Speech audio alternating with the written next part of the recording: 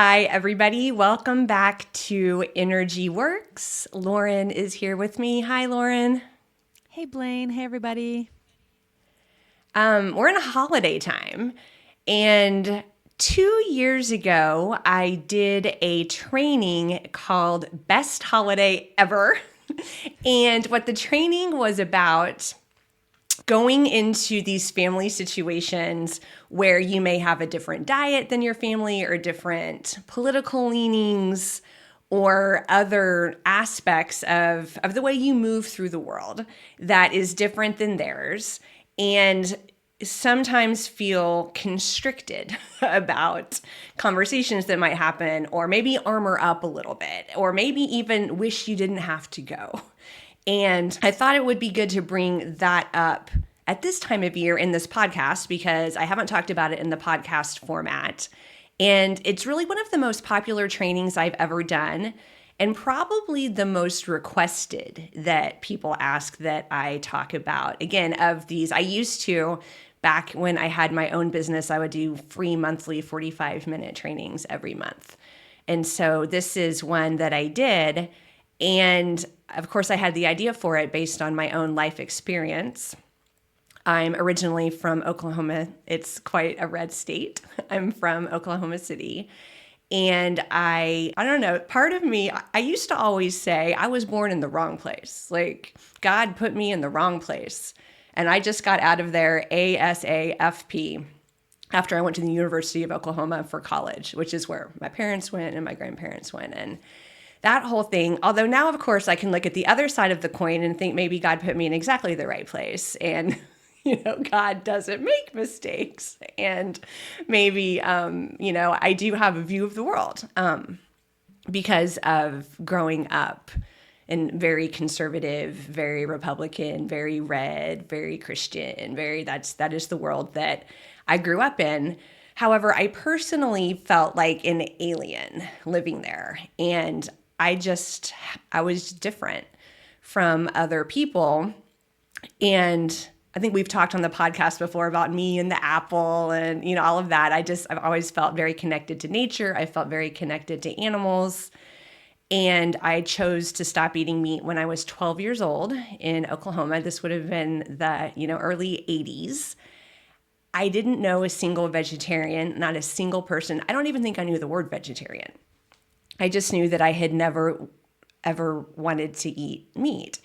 And by the time I was 12, I felt like I was old enough to make that decision.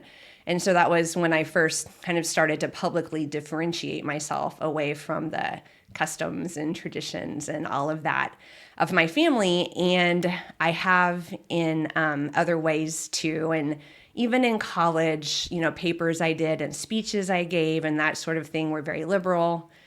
The University of Oklahoma is not a haven of liberal thought. I got kind of slaughtered in many of those situations. And then, entered adulthood and moved, but then would come home for holidays and all of that. And so I've always been the weird one or, something like that. And then 15 years ago, I went from vegetarian to vegan.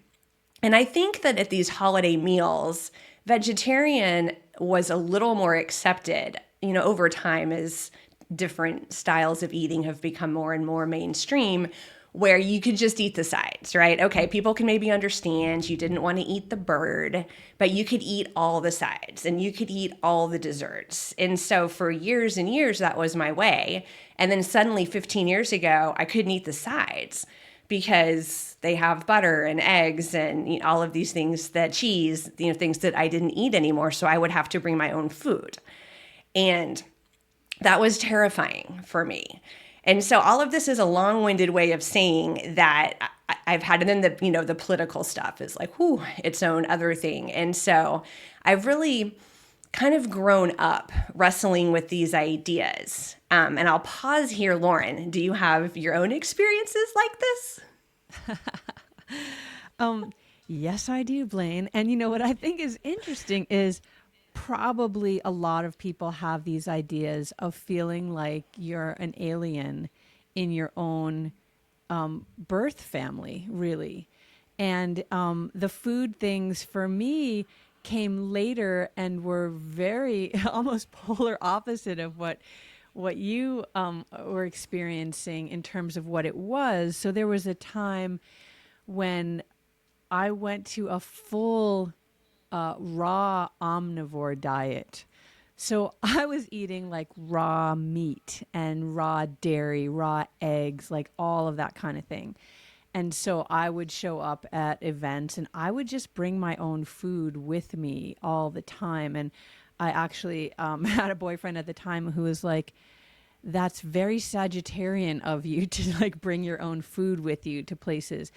But people still ask me, my family and extended family ask me to this day, like, do I still eat like this? And I've eaten many different styles of eating through my life. I've gone through a lot of different phases before I landed on what was going to work for me. So I actually was vegan for a time. I was vegetarian for a time.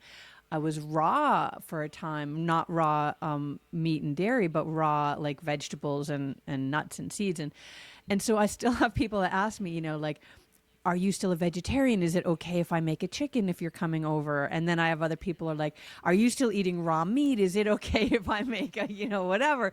So it's like, I find that there's like a little hint of ridicule within that. And also like a little bit of curiosity. And I like to lean more into the curiosity because ridicule is something that I find is just, that could be a whole other conversation. I just really, it bothers me to no end because I've been a victim of it for a lot of my life, and I see it out in the world in others. It's just it's a horrible thing to do to somebody else, to ridicule them for any choices that they make. But the curiosity piece, I think I'm happy with that because it leads to growth, and it leads to at least the first leaning into it is a desire for understanding. And I think that a desire for understanding is something that's really valuable and necessary in the world today. It doesn't mean that I'm going to change my mind, but it means that I'm open and curious to recognizing that there are other ways to live a life. And then if I can see that there are other ways to live a life, then I can respect those other ways and respect the differences that are all around me instead of assuming that everyone's like me or assuming everyone should be like me because I have found something that works for me. And I think that goes out to everything, whether it's what you're eating or what you're, kind of it goes to every facet of life. But so there's like a little drop of what I've kind of felt through with the food experiences that I've had. I love that. Lauren, is it okay if we cook the meat? Yeah, I mean, it's funny. And just to our listeners, Blaine and I go out for many meals together. So we're all good with accepting each other and being really respectful as well. I always say, because I feel like it's more on the meat eater side, because I don't eat meat at every meal and so I often say to Blaine, like, is it okay if I got the meat when we're eating together, or I'm happy to get the non-meat thing, and because I don't ever want to offend you and I don't have to do it. It's not like if I don't have the burger I'm going to die, so I extend that to you. But we do eat together, and I've learned a ton about food and nutrition and a lot of recipes from you, and so there's definitely a huge value in that cross-pollination, and even choosing to be more plant-based than I am because I know the politics of meat. And of course, the meat that I eat is very clean and very, regenerative farmed and all of that to the extent that it can be. But I'm still really aware of the climate issues, the political issues around the animal industry, and that's a whole other podcast about how awful that is. So I just want to drop a note in here. If you do eat meat, please try to eat responsibly as much as you can. So anyway, that was a lot more than you asked for, Blaine, but there it is. Thank you. Yes, any podcast listeners or watchers, you don't need to worry. Lauren and I get along just fine. This isn't even about really being vegan. It's kind of my entryway into this subject. And I'll just take the vegan road a little bit farther for just purpose of an example. And then, obviously politics is, its own thing. And I remember doing this in 2022 and it really being about politics in 2022. And, now here we are where we are in when this podcast is being released in December of 2024. And so, I can imagine that, some people may feel even a little bit more tight than they even did 2 years ago. There was a time in my career when I had my own business that I would help new vegans. People would come to me to have them be for me to be a health coach for them in switching to a more vegan lifestyle or a totally vegan lifestyle, and how to do it healthfully and thoughtfully and, not missing any major or minor nutrients or anything like that. And then the holidays would come and they would always say, "What do I do, Blaine? What do I do at the holidays?" And, my aunt is this and my mom and my grandma and just always a lot of constriction and worry about how to handle these situations their first holiday season as a vegan. And with the people who raised you, it's kind of an experience. And my answer, this is from yoga, my answer was always wait until the moment comes and see what the moment asks of you. And in the Bhagavad Gita, which we've talked about before, and then, peppered throughout the yogic teachings is this concept of the warrior. And the warrior isn't someone who wants to fight or loves to fight or is trying to pick a fight. The warrior doesn't want to pull the weapon. The warrior is well trained and can fight. However, what the warrior does, this is the true essence of the warrior in the yogic teachings, is asks him or herself, what does the present moment ask of me? And so I think that applies to these situations with our families, because we can get so, we're gearing the battle up in our head and we're waiting for Uncle Tom with the question and we're gonna, and we get ourselves just worked up into such a worried, anxious state days before this meal even happens. And so my advice is let all that go into the meal, or the family gathering or party or whatever it is, after doing your energy medicine yoga wake up, which we recently have done 4 episodes outlining, because your energy will be balanced, you will be balanced, and you'll be in the present moment and aware. And so instead of pre-deciding what's going to happen or how you're going to handle it or what you're going to say or rehearsing your lecture or anything like that, just go in relaxed, just like you would any party, and then just see what happens. Because most of the time it's nothing. Because I also talked to these people after the meal and everything was fine.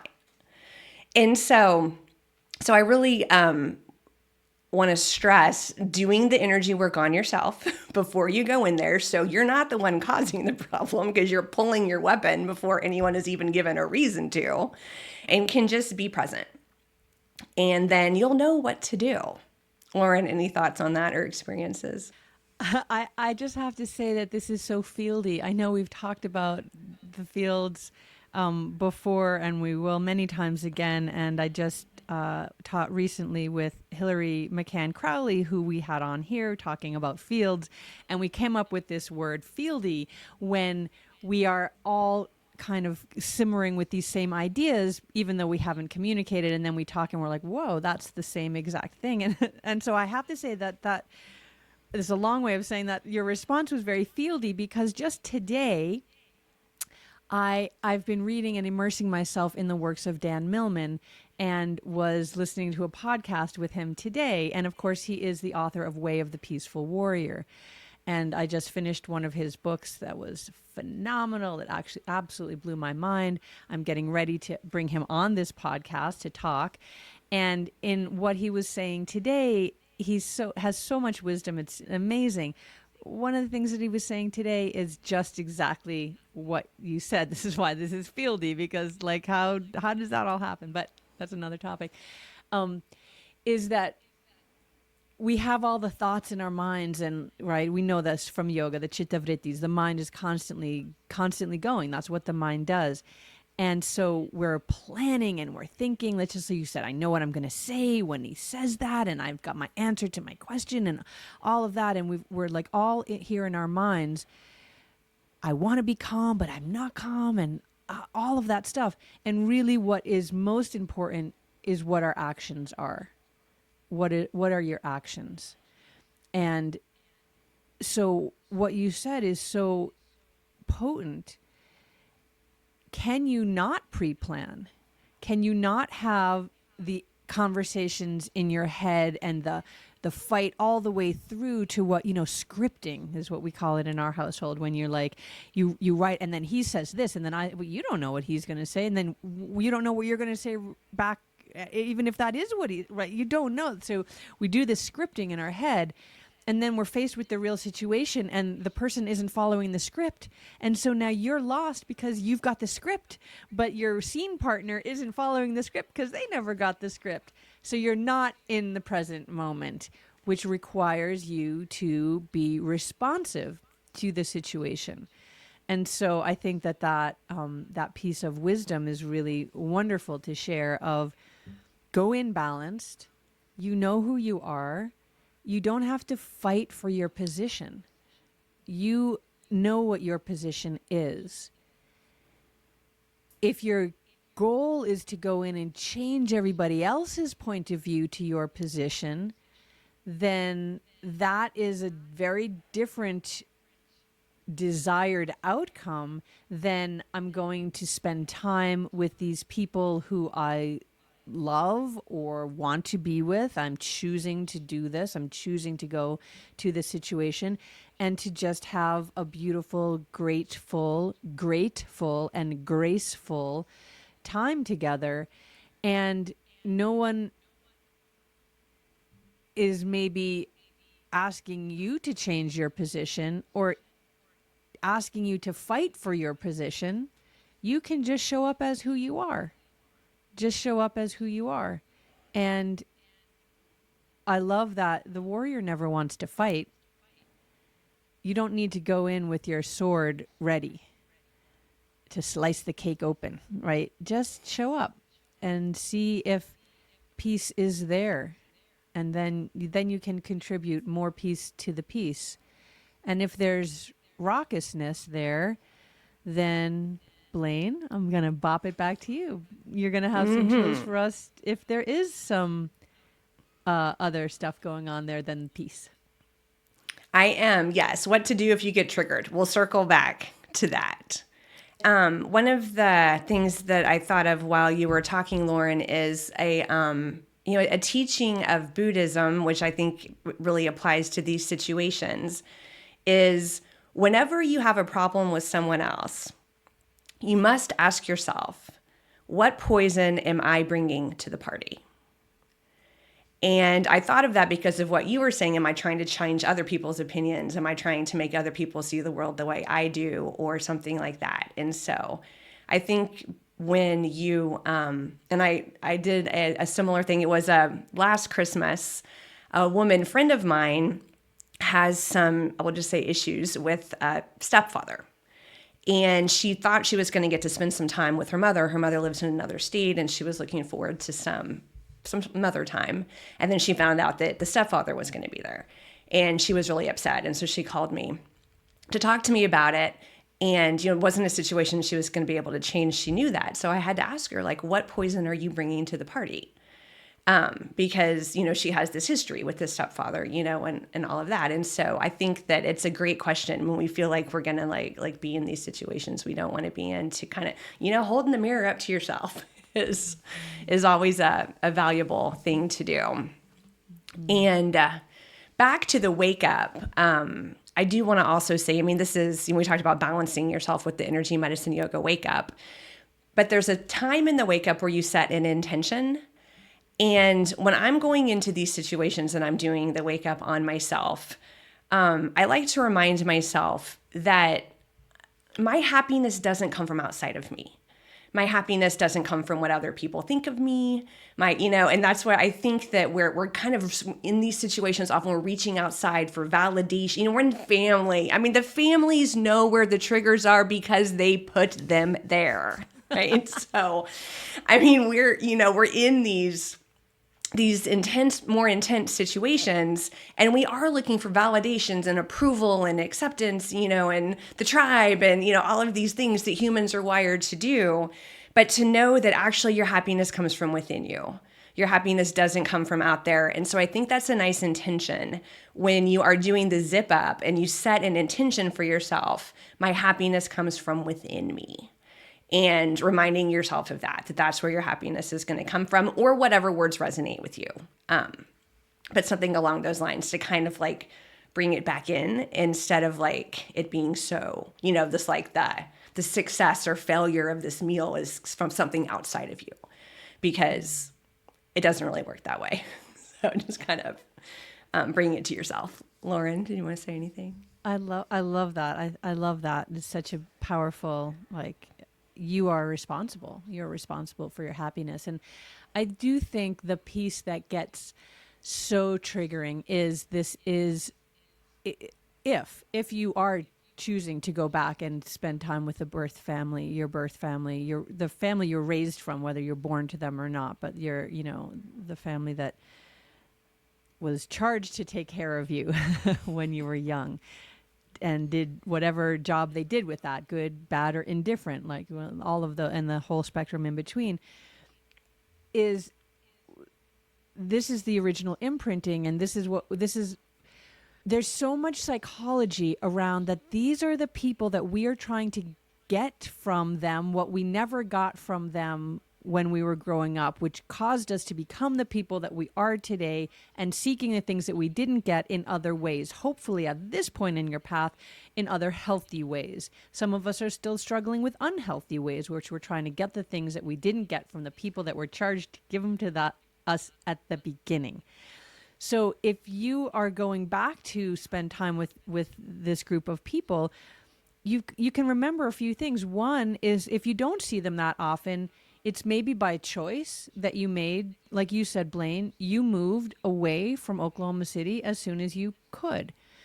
My whole family is in New England. I live in Montana. There's a lot of reasons for that, right? One of them being I love the mountains, but it's a little more than that, right? And so when I do go home and I love my family, and there's no one that can push my buttons faster, easier, deeper, devastatingly than they can. And I don't want to be that button pushed woman any longer. And so there's a few little tricks that I do, and I know you're going to get into that, but I feel like I kind of bring an energy of that right off before I even do any of the little tricks of the trade, of the energy tricks. But just like the psychology that I try to go with in my own mind is, if I were in a room full of strangers, and these were the strangers that I was in the room full, and they happened to be all the people that, whether it's my mother, my father, my whatever, sister, brothers, uncles, aunts, whoever it is, but I want to view them all like I'm just walking into a party that I was invited to, but I don't know anybody yet. And if that's the case, when I go into events, because I often find myself in situations where I don't know anybody. I travel all over, I teach all over, I have dinner with random people at these events, I don't know them. And if one of these random people said something to me that I found rude or insulting or triggering or anything, how would I respond to that? And so I take a pause and I put on my teacher cap, because that's who I am. And I don't do it in a pedantic way, but I do it in a very curious, well, that's a really curious question that you just asked me. Wonder where that comes from. And so I sort of turn the tables in a way that destabilizes the situation slightly and throws somebody off guard, off of their offense. If they are coming to offense me, to offend me, if they're coming to attack me, and this is again the way of the peaceful warrior, is I'm going to dodge that attack slightly, and smooth that energy past me and turn the question back to them in such a way that they're all of a sudden like, wait, what? Huh? And then it breaks open the intensity of it. And I don't have to go on the offensive because that's never my intention, even with somebody that's attacking me. I don't want to go on the offensive. I want to unarm them, but I want to do it in a way that doesn't then bring up a sense of shame in them, or a sense of that they now have to have retribution against me because I've made them feel bad. Right? So it's a very delicate dance, and it does require you to be grounded and centered in yourself, so that you're not going to be thrown off your center, but that you can bring a little bit of a lightness to it, a playfulness to it, and a love to it. Because again, these are the holidays, and if you are choosing to go there and be there, can you do that in a loving way? And if you don't think you can, my second question to you would be like, well, do you have to go? Why set yourself up for failure, disillusionment, disappointment, or worse? I mean, maybe you're, on the wagon, and then you're going to go to this event that has the possibility of destabilizing you enough that it's going to throw you off the wagon. Don't make that choice. Don't make that choice. So that was a lot, but anyway, back to you, Blaine. Yeah, no, that was really good. And it leads me to something else I was going to say. I had planned to say, because I said it in this training. So there's nothing like watching yourself give a training. It's special, learning from yourself and reminding myself what I taught before. When I was studied in India with Anand Malhotra, I have so many notes, and I've just learned so much. I talk about him and all the time, but I think this is one of the most liberating things that he said for me. He said, your parents, and we can say parents, aunts, uncles, whoever, brother, sister, child, they're on their own journey. From a spiritual perspective, they are here alone on a journey. Mom, on her own spiritual journey, has nothing to do with you. Dad, on his own spiritual journey, has nothing to do with you. You have a biological connection, but these spiritual journeys, they don't have anything to do with each other. My spiritual journey has nothing to do with Burke or my brother Kyle. And so let them go. Let them go. Do your spiritual journey, and instead of feeling all this entanglement, let mom go. Let dad go, right? I mean, set them free, right? They don't owe you anything. You don't owe them anything, right? From a spiritual journey perspective. And while that sounds maybe cold or harsh at first, I've had a lot of time to be with this. I think it is incredibly liberating.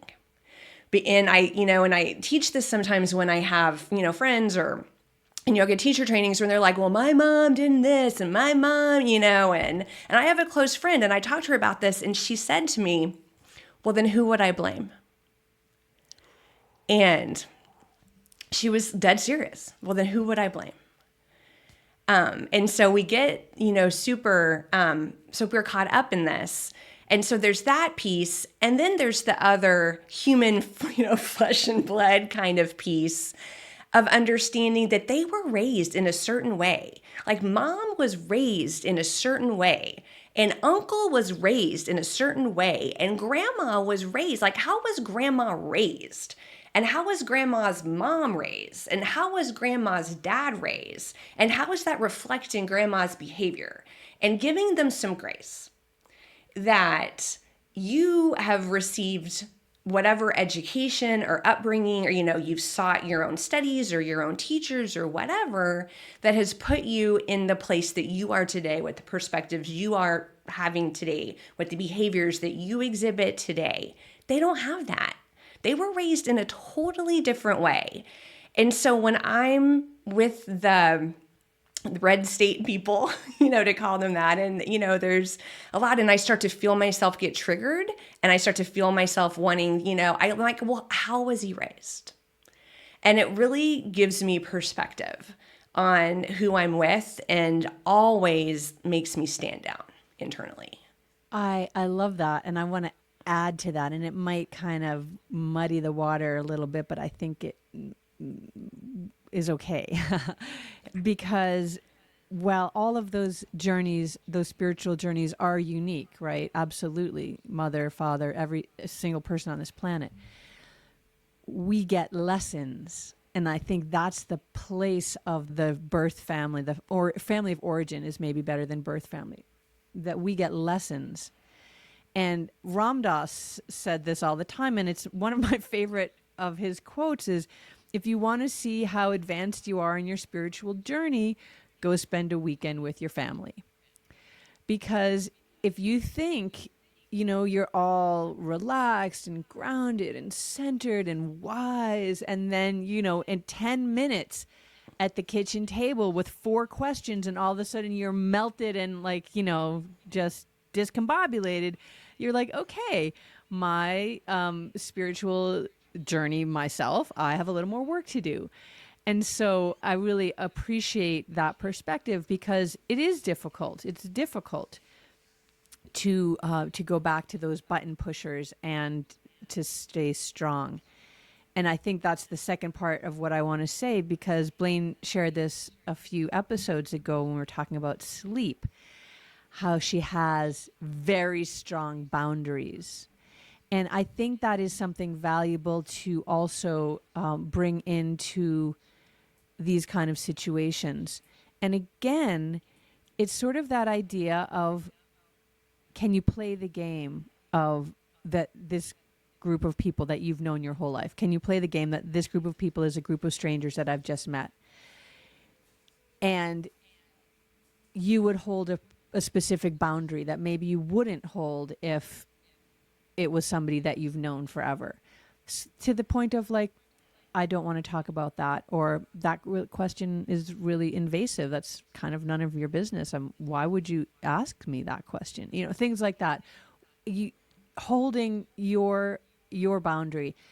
Oh, just have a little piece. I'm not eating sugar. I know it's Thanksgiving and I know you make the best pies, but I'm not eating sugar right now. Oh, just have a little nibble. I want to get your opinion. My opinion is you're a great chef, and I'm going to say no. Thank you for respecting my boundary. I've been at events where they're like, I know you're a vegetarian, but like, here, eat this. It's got eggs and cheese and butter and all of that, and just a little chicken broth. It's okay, and it's like, no means no. And so to be able to hold that, and to be able to give yourself the grace that you maybe wish that they would all give to you, give yourself that grace as you also try to extend it to others. Give yourself that grace of, whoops, tripped, fell, bummer. Thought I was stronger. Guess I'm not. Let me sweep myself up. Let me go into the bathroom. I'm going to do another wake up. I'm going to do that zip up. What did Blaine say? What's my intention? Let me think. And I'm going to do that. And I'm going to get grounded, a few deep breaths. And I'm going to go back out there and I'm going to try it again. And I'm going to give myself that grace instead of saying, this is horrible. I'm never coming home again. This is the worst. Can you also see the positives? Can you start to focus on the beautiful things that you experience with these people in that moment that you're there with them? Because there likely will be beautiful experiences as well. And it's not to deny the challenges, but it's to put your attention where it feels more comfortable and better. And that really is also a yogic tenet. We talk about that all the time with the mind and focus and meditation, and where you put your attention is where energy flows. It's literally choosing what it is that you want to think. It's literally choosing what it is you want to think. I want to be joyful right in this moment. So I'm going to look around and find the things that are going to affirm that this moment is a joyful moment. And I just can look around my room right now and I can see, oh, there's that little present that Dondi gave me. It's the crossed skis from Finland. Oh, that makes me so happy. Oh, so I can affirm just by looking around the room the joyful things. If I chose to be really sad, I could also look around the room and say, oh, there's a picture of my dad. He died so long ago. I was so young. I can find the things that are going to affirm that sadness is an emotion. So it's like you make that choice. And that, I think, is the wisdom that you can affirm yourself if you're tracking your spiritual path is like, can I make that choice? Can I make that choice to say, gosh, it's really in my head, it's really sad that that person is still attacking me for that thing or being mean to me, or that makes me sad because if they're being so mean, they must be really mean and sad inside themselves. That makes me sad. I'm happy. And so I wish that for them. And this conversation is kind of yucky. So I'm going to go to the other side of the room where my favorite cousin is sitting there knitting a beautiful sweater. And I want to go talk to her instead. So like you can make that choice in that moment and navigate that while kind of sharing that grace that you've hopefully cultivated in yourself. Awesome. That was beautifully said. Thank you. I want to move on to if we do get triggered, because you kind of touched on that, and I have a couple of thoughts, and you're going to see they're really similar to, it's not like we need 50 bazillion tricks. Like in energy, we have a handful of tricks that work great for many situations, because it's intention. Like why am I doing this technique on myself? And you bring the intention of why you're doing it, and then you bring the energetic part of the technique together, and you shift the energy in your body. And so breath. If you are seated at the table and maybe there's no, you can't go talk to somebody across the room because everybody's seated at the table, or you're just not in a situation where walking off is totally appropriate right then at first, like counting breaths, just like putting down your knife and fork and just breathing. Nose breath is always calming. And so in and out through the nose, or in through the nose, out through the mouth, if you can't do in and out through the nose right then.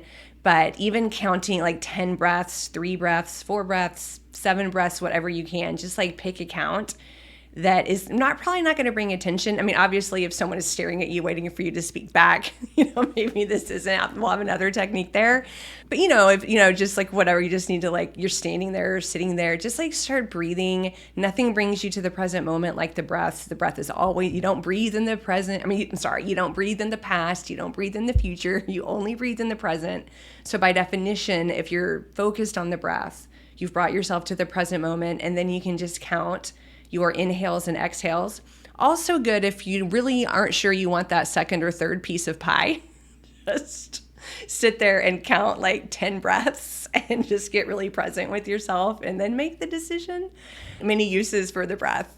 And so sitting and just counting breaths and bringing yourself to the breath and getting really present can help you come out of a triggered situation.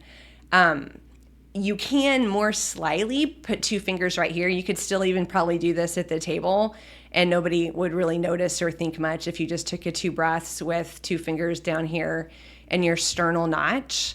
This might be like you're really triggered and need to excuse yourself from the room or whatever, then go to the bathroom or whatever you have and do fingers. I guess for the listeners, I have one hand I'm holding over my forehead, kind of like I'm just covering literally my whole forehead with my palm.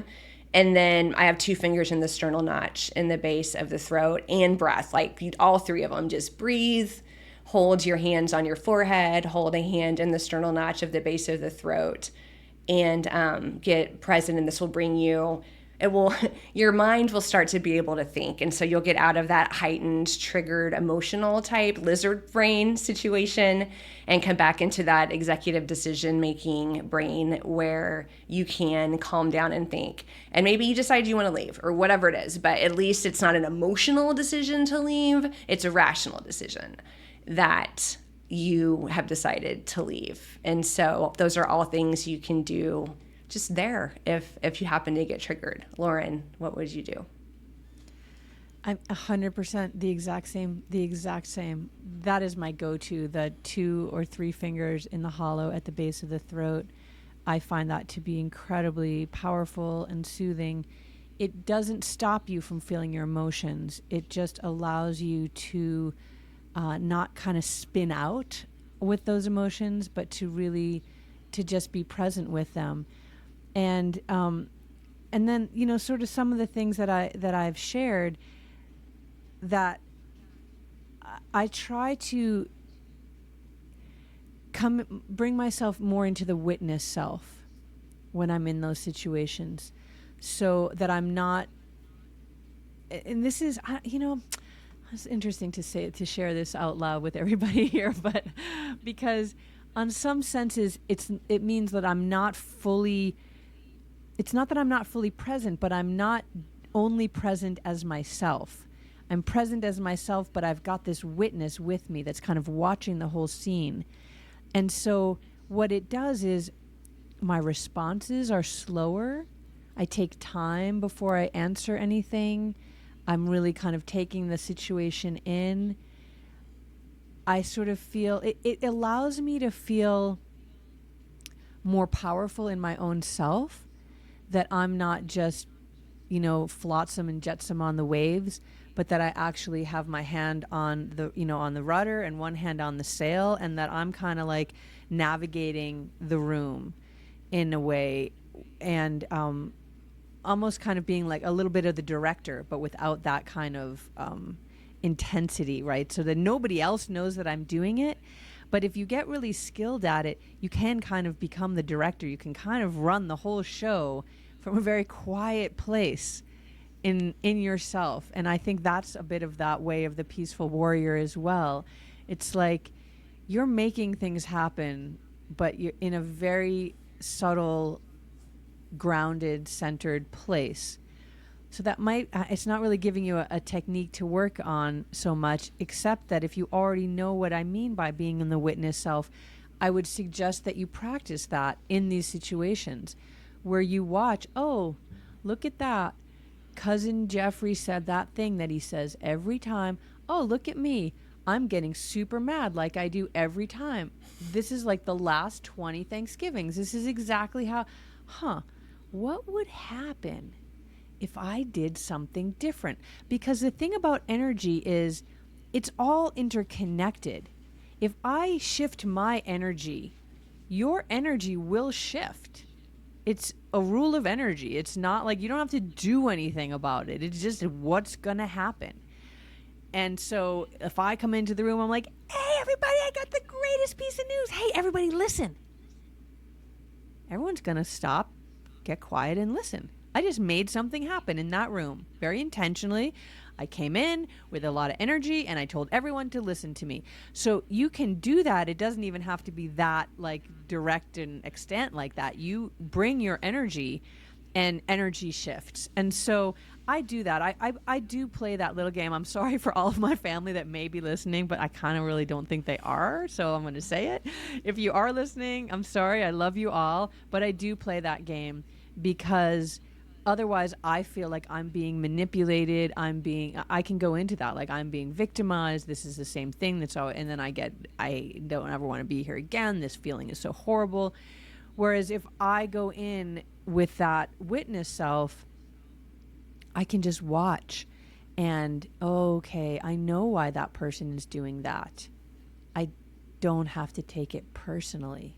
It's not about me, actually, even though what they're saying is to me, it's actually not about me at all. And the more that you can cultivate that in kind of every area of your life, right? That's the 4 agreements. That's like all of these wisdom teachings that we've had. Somebody's struggle is about their struggle. If they're lashing out at you, it's about their struggle. It's about their issues that they haven't dealt with. Now, that doesn't help you when a fist is coming to your face. Like, that person really has anger issues. Bop. You know what I mean? Like, okay. But it does give you that understanding that, and if you can kind of again anchor into that way of the peaceful warrior. Oh, I can't wait for you all to hear this Dan Millman interview that I haven't even done yet. I'm so excited. But that way of the peaceful warrior is, can you slide to the side and let that punch go by you? And then what is the next intelligent thing that you need to do in that moment. And then you can find yourself in a place of peace, because that's really what we want. We want to be in a place of peace. Thank you, Lauren. I think that's a beautiful place to stop, with a place of peace. So thank you, watchers, and thank you, listeners. And we are recording this around holiday time, but you might not be listening to it at holiday time, and all of this applies all throughout the year with all kinds of situations you may be facing. So we hope that you found this conversation helpful, and we'd love to see any comments or feedback from you. So go ahead and type them in either the podcast you listen to or YouTube, and we will see you next time. Bye, Bye. everybody.